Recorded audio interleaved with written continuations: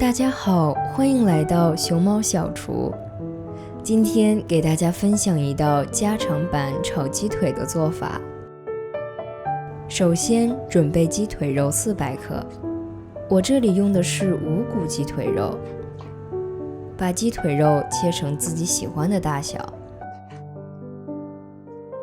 准备大蒜30克，切成滚刀块。生姜20克，切成薄片。大葱30克，斜刀切片。青椒50克，去除中间的籽，然后切成青椒块。炒锅中倒入豆油70克，油温不需要过热，大约60摄氏度时倒入生姜片20克，大蒜30克，大火炒香，要闻到蒜香味儿，大约40秒。接着倒入大葱30克炒香，大火煸炒约15秒。下面放入花椒2克，干辣椒2克，继续大火炒香，闻到花椒的香味就可以了，大约煸炒20秒。然后放入鸡腿肉，用大火炒出水分，把鸡肉的香味炒出来。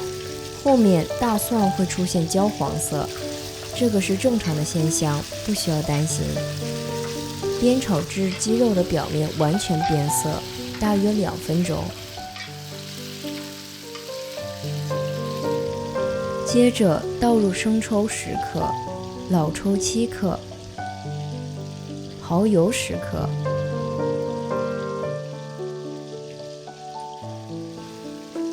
将调料翻炒均匀，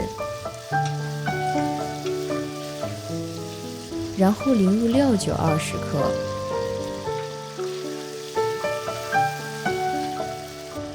开水150克，大火烧开后转小火焖煮10分钟，最后打开锅盖，倒入切好的青椒块，再加入盐3克。翻炒均匀之后，开大火收汁，大约2分钟。最后关火，炒鸡腿就做好了。有疑问的朋友们可以留言，熊猫小厨尽量一一解答。想多学点食谱的朋友们可以分享、订阅我们的频道。谢谢观看，我们下次见喽。